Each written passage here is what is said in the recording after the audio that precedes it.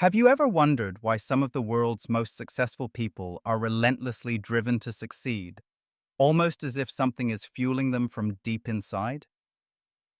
What if I told you that the very pain you carry, the wounds you've never processed, could actually be propelling you forward and might even be the hidden engine behind your self-improvement journey? If you're fascinated by the secrets of self-improvement and want weekly deep dives into the psychology of growth, make sure you subscribe now and hit the bell.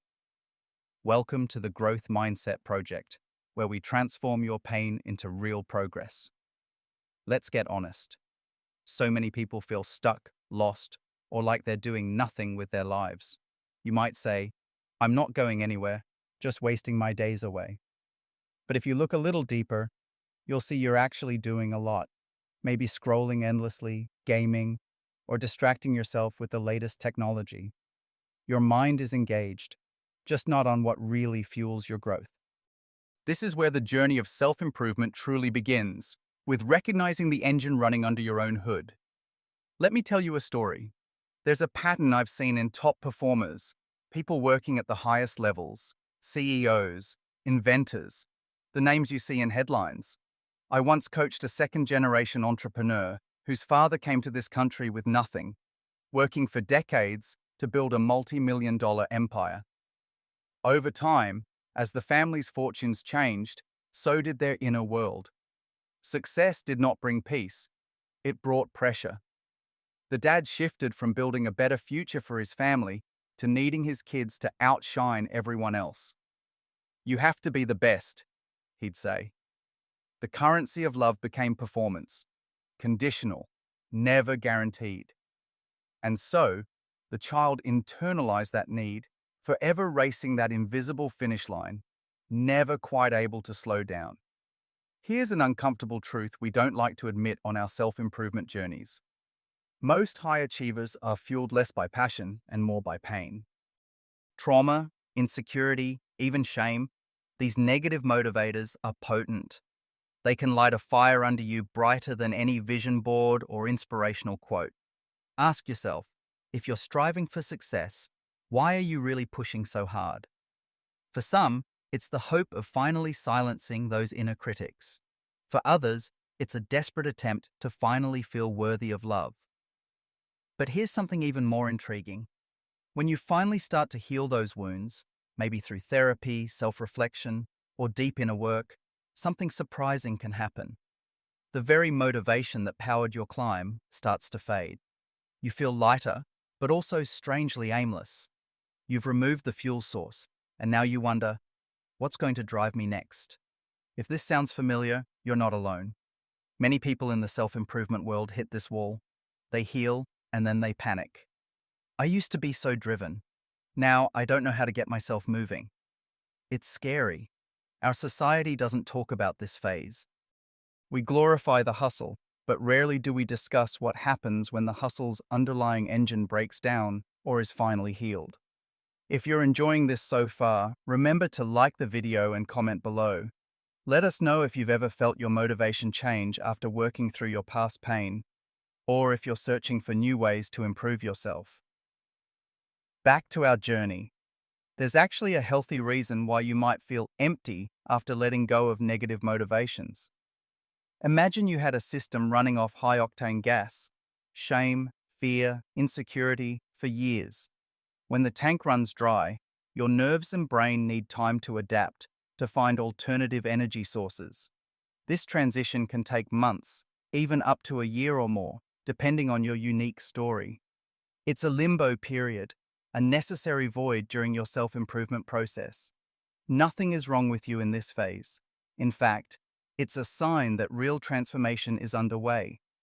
During this period, subtle motivators have the chance to emerge: curiosity, creativity, the simple joy of learning or making something new. These feelings might be quieter than the loud voice of fear or shame, but with time, they grow. Your body and mind naturally recalibrate.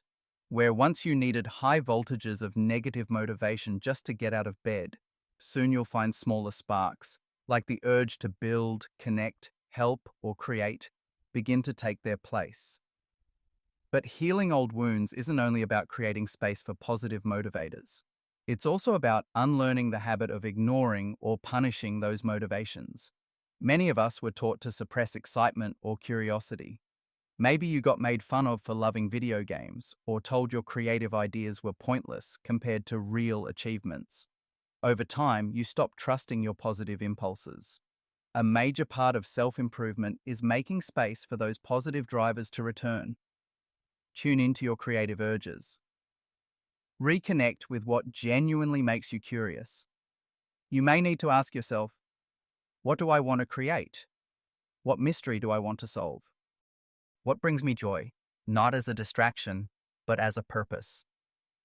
These questions don't always have immediate answers, but simply being open to them is the first real step toward a new kind of motivation.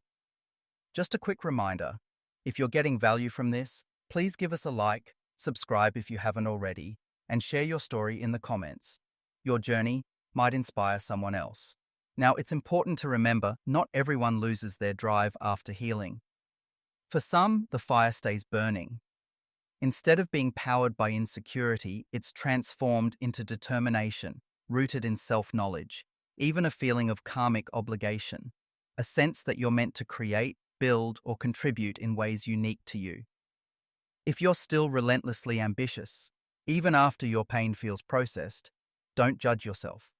Your ambition might finally be running on clean energy, a genuine desire arising from who you truly are. The form your self-improvement takes, whether a gentle curiosity or an unstoppable drive, will be shaped by your unique story and personality. If you look at people who are relentlessly creative or productive, sometimes they're wired that way. Some find their fuel in what they can only describe as destiny, or a creative spark that refuses to be extinguished. But for many, overcoming the stagnation of shame, depression, or hopelessness isn't a matter of willpower alone. Environment is key. If your daily life looks the same, wake, work, chores, screen time, sleep, then your mind and soul don't get the new experiences needed to grow. Even small changes, switching up routines, seeking new environments, stepping out of old patterns, can start shifting your mindset, creating conditions where new motivators can take root. Ask yourself, who do I want to become tomorrow? What action could I take today to move just a little closer to that version of myself? Even if you feel buried in layers of old pain, progress is possible. With consistent, intentional effort, the timeline for real self-improvement is often much shorter than you'd expect. A year of true effort can outpace a decade of living on autopilot. And hey, if you're sitting there thinking that nothing will work for you, remember, every day is a chance to lay down a new ring in your own tree. Your story isn't finished. Your pain isn't wasted. It can, and often does, fuel your growth, if given the space and permission to do so. Thanks for watching the Growth Mindset Project. If you're ready to keep building your self-improvement journey, check out our other videos. Be sure to subscribe and hit that bell so you never miss an episode. Your growth is only just beginning.